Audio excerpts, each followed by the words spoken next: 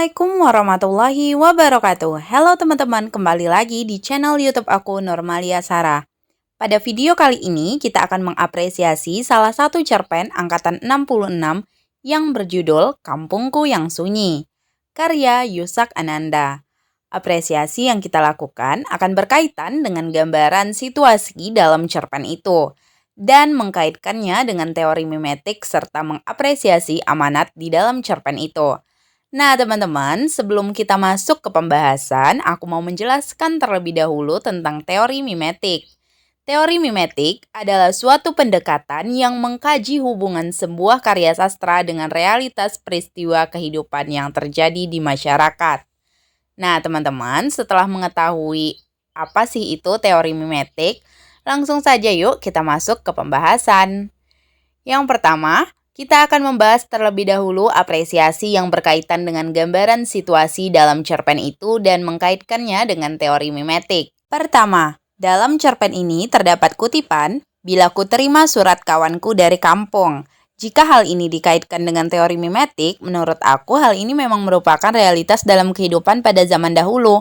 Orang-orang pada zaman dahulu itu, jika ingin bertukar kabar, pasti melalui surat.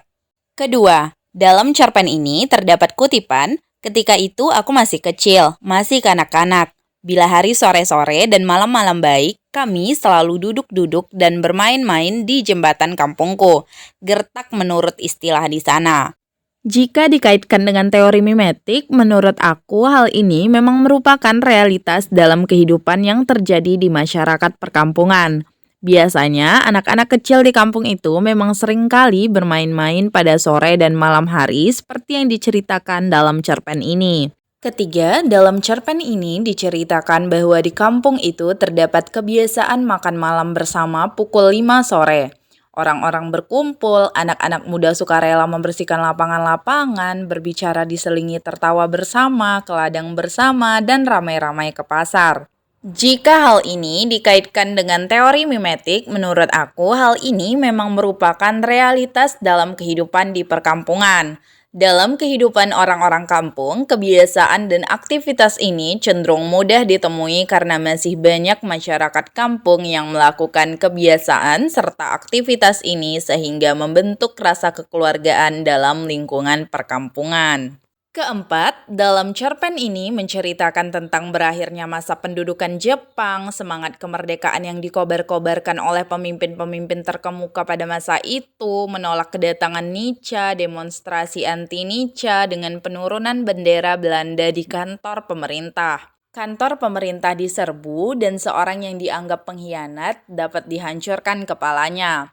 Alat-alat kantor dirusakkan dan dengan tiada disangka-sangka terdengar letusan senapan mesin serdadu-serdadu Nietzsche yang datang dari kota P. Akibatnya 2 orang demonstran mati dan seorang luka parah. Setelah itu terdapat cerita dalam cerpen ini pemuda-pemudanya pada banyak yang ditangkapi dan lari. Serdadu-serdadu Nietzsche berjaga-jaga di mana-mana. Jam malam mulai siang hari bolong dilakukan, dan orang-orang tak boleh berkumpul hingga 3 orang. Dalam cerpen ini juga diceritakan bahwa terdapat orang-orang kampung yang selalu berdampingan dengan Nietzsche, dan beberapa serdadu Nietzsche telah tinggal di rumah-rumah di kampung-kampung sebagai menantu. Jika cerita dalam cerpen ini dikaitkan dengan teori mimetik, hal ini memang berkaitan dengan realitas peristiwa yang terjadi karena sesuai dengan sejarah bangsa Indonesia. Dalam cerpen ini juga digambarkan bagaimana keadaan Indonesia pada saat itu yang didatangi kembali oleh Nietzsche. Hadirnya Nietzsche ini membuat keadaan politik menjadi memburuk. Karena hadirnya mereka membuat keadaan tidak kondusif serta adanya orang-orang kampung yang selalu berdampingan dengan Nietzsche. Penggalan cerita tentang Nietzsche dalam cerpen ini menurut aku memang sesuai dengan keadaan yang terjadi pada masa itu. Dan hal inilah yang termasuk keterkaitan antara isi karya sastra dengan teori mimetik. Kelima, dalam cerpen ini juga diceritakan kehidupan masyarakat kampung yang juga mengalami kemakmuran dan kemewahan, hasil dari menyadap karet.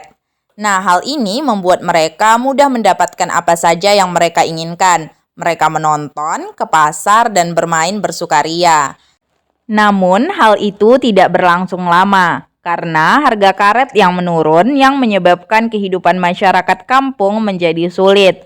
Kehidupan masyarakat kampung menjadi sulit dikarenakan perbuatan mereka sendiri yang bermewah-mewahan dan takabur hingga lupa ketika mereka banyak penghasilan.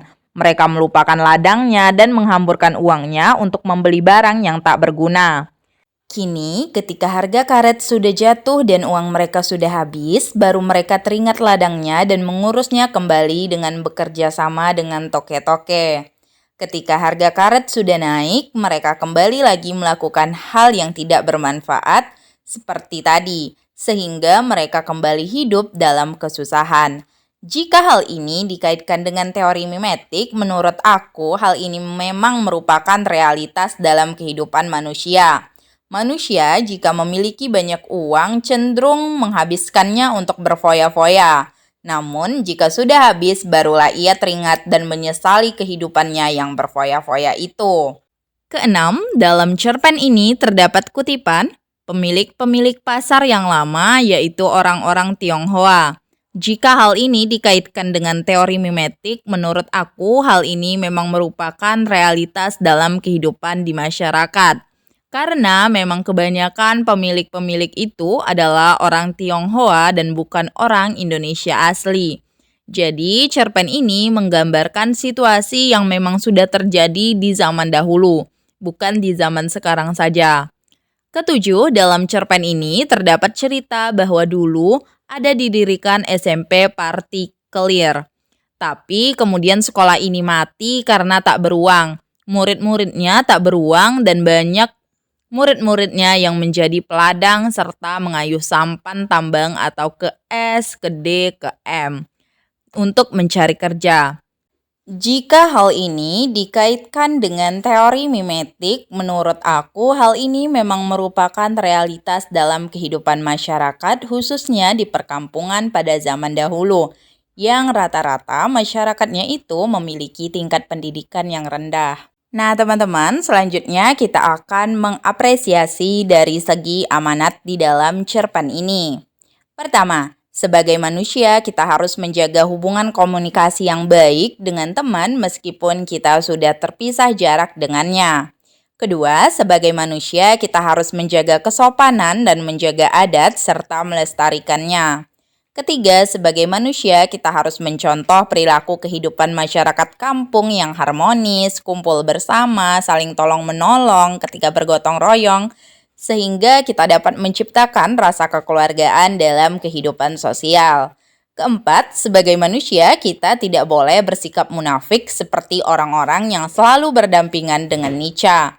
Kita harus mendukung sesama rakyat Indonesia demi keutuhan bangsa kita. Terakhir atau yang kelima ialah sebagai manusia kita harus hemat dan pandai dalam mengelola perekonomian diri kita sendiri agar kedepannya kita masih memiliki tabungan dan kita harus memikirkan keperluan untuk hari depan serta tidak usah terlalu berfoya-foya demi sesuatu yang sia-sia dan tiada gunanya. Nah, teman-teman, itu dia pembahasan kita pada video kali ini. Semoga video ini bermanfaat. Mohon maaf apabila terdapat kesalahan kata ataupun kekurangan di dalam video ini. Terima kasih sudah menonton. Jangan lupa di like, komen, dan subscribe. Wassalamualaikum warahmatullahi wabarakatuh.